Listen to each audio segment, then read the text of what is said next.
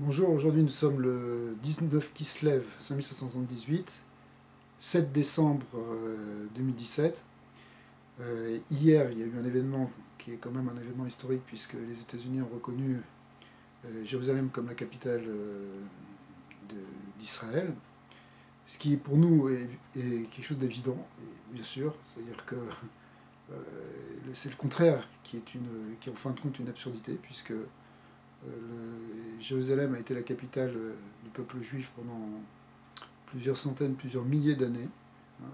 C'est David Ameller, le roi David, qui a fondé la ville, ce qu'on appelle Ir David, la ville de Jérusalem. Elle a été fondée par, par David. Son fils Shlomo a bâti le temple, le premier temple de Jérusalem. Puis le deuxième, il a duré 410 ans. Le deuxième temple aussi, ça a continué. Donc en fin de compte, on a eu plus de 1000 ans où Jérusalem était vraiment sous démission, près de 1000 ans où Jérusalem était la capitale du peuple juif, de manière concrète et même politique. C'est seulement après qu'évidemment il y a eu un exil, mais Jérusalem est restée la capitale spirituelle du peuple juif de tout temps.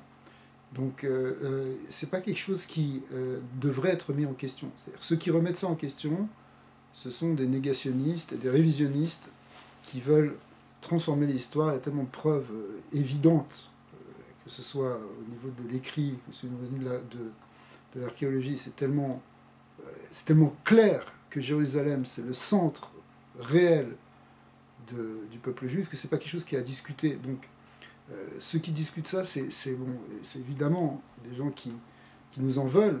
Il faut voir, on voit la violence des Arabes en particulier, et l'hypocrisie des Européens qui suit, c'est que pays par pays, pour remettre en question cette évidence, d'accord. Bon, on comprend qu'ils aient des intérêts, et qu'ils aient des intérêts à plusieurs niveaux, que ce soit des intérêts apparemment spirituels, mais aussi d'autres intérêts. Mais en tout cas, derrière tout ça, il y a toujours une volonté de réduire le peuple juif à quelque chose qui ne devrait pas être au même rang qu'une nation normale. Alors, ça ne nous dérange pas tant que ça, mais il y a un moment où il faut reconnaître que le peuple juif a sa place, il a sa place en Eretz Israël, et il a sa place dans le monde, et il a sa place à Jérusalem, puisque Jérusalem, c'est notre ville de toute éternité. Alors, si les musulmans en ont fait une ville sainte beaucoup plus tard, c'est-à-dire, il faut remonter, ou les chrétiens aussi, on peut comprendre qu'ils y aient trouvé une sainteté. C'est sûr qu'il y a une sainteté qui est intrinsèque à la ville de Jérusalem. C'est la ville où Dieu s'est révélé. Elle s'était révélée même avant même David, déjà aux patriarches, à Abraham, à Yitzhak, à Yaakov. Ils étaient tous là-bas. Il y a toujours eu quelque chose qui s'est passé là-bas. Mais donc c'est sûr qu'il y a une révélation et c'est sûr que tout le monde est attiré par cette ville de Jérusalem. Mais pourquoi ne pas reconnaître au peuple juif sa place véritable? En fait, on y arrive, ça prend du temps, il y a de la résistance. On a préféré nous mettre dans une situation d'exil et de dimitude pendant des centaines d'années, mais voilà que le processus de retour d'Israël et le processus de Géoula est en route. Alors c'est pas rien du tout ce qui se passe en ce moment. C'est qu'un événement parmi tous les événements qui font que on est en train de vivre une histoire qui avait été planifiée et prévue déjà par les prophètes, les véritables prophètes, les prophètes authentiques du peuple juif, qui avaient prévu tout ça. Alors, il y a toujours un lien avec les dates juives. Le 19 Kislev, puisque ça s'est passé le 19 Kislev, c'était déjà le 19 Kislev en Eretz Israël à cause du décalage, c'était 1 heure aux États-Unis, mais c'était déjà 8 heures du soir à Jérusalem. On était déjà rentré dans cette date de 19 Kislev, qui est une date importante dans le calendrier hébraïque. Elle a été connue à l'époque du dévoilement de la chassidoute, en particulier de la chassidoute Chabad, mais c'est pas une fête qui concerne simplement le mouvement Chabad. C'est une fête qui est amenée à être connue de plus en plus, le 19 Kislev et le 20 Kislev. C'est une fête qui est d'ailleurs connue chez les autres chassidim, et puis ça se fait connaître de plus en plus. C'est quoi l'essence ici du 19 Kislev? C'est que le 19 Kislev, le Admour Hazaken, le Baal HaTanya, a été libéré de prison. Apparemment, ça pourrait être un événement ponctuel. Bon, évidemment, c'était un grand sage, un grand tzaddik dans sa génération, mais en quoi ça nous concerne aujourd'hui?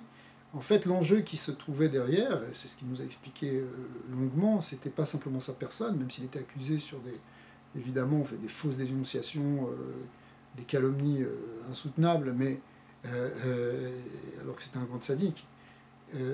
C'est pas ça seulement le problème, c'est que l'enjeu qui était derrière, c'était le dévoilement d'une certaine dimension de la Torah, la dimension en fait la plus profonde de la Torah. La Torah, elle a plusieurs aspects, elle a un niveau de pshat, de remez drashsod, de sens littéral, allusif,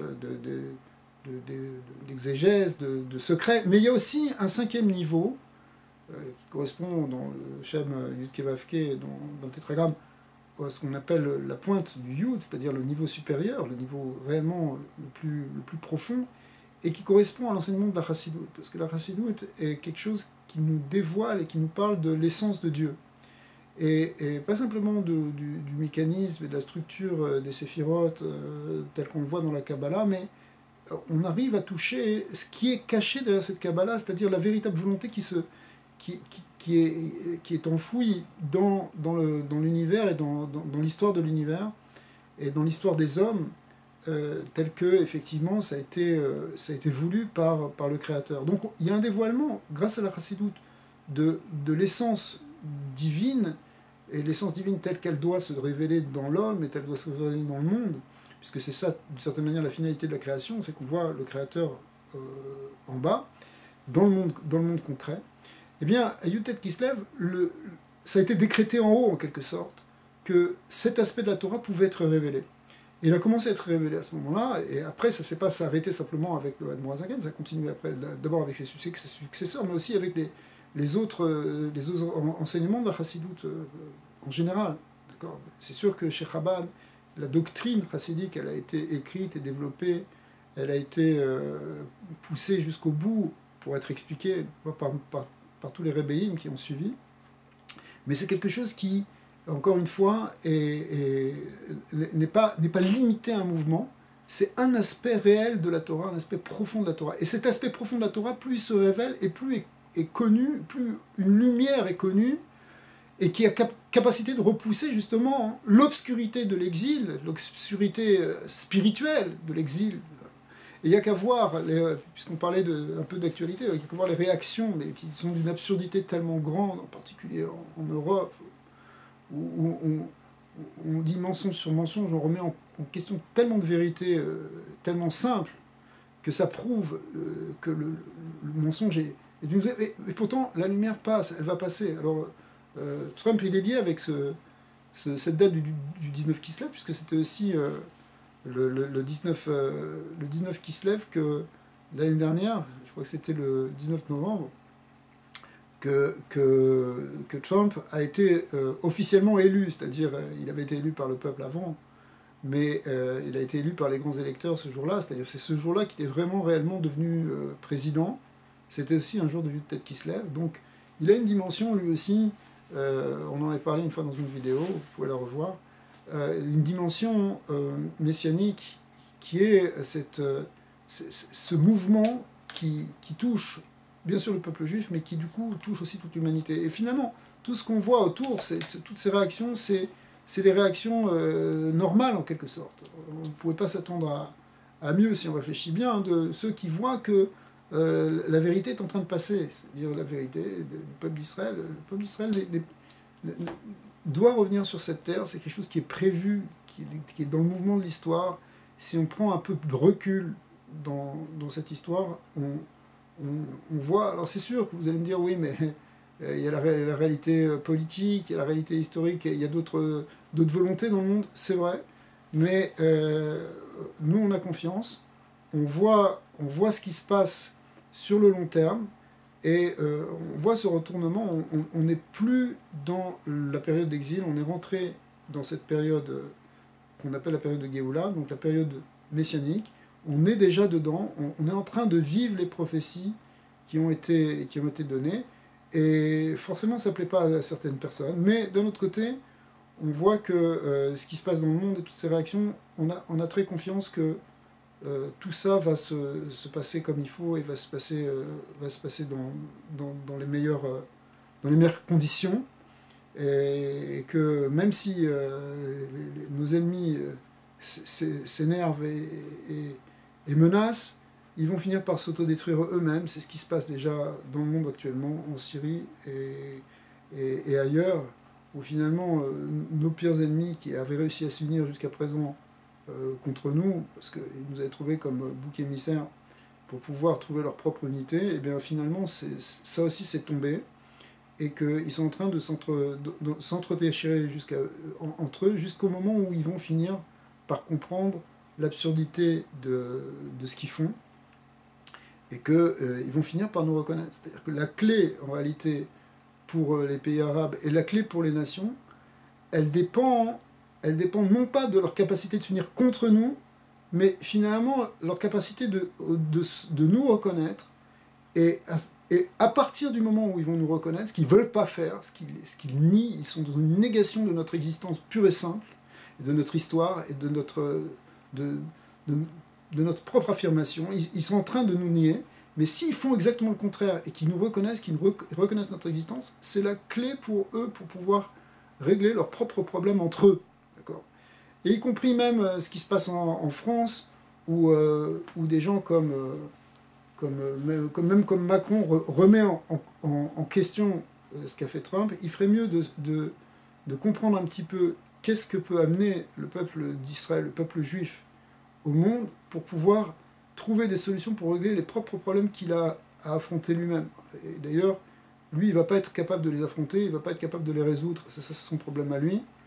Et c'est aussi notre problème à nous, parce qu'on est obligé de subir des gens comme ça, mais ils n'ont pas compris ce qui est en train de se jouer dans l'histoire, et, et pourtant ça va se jouer qu'ils le veuillent ou non.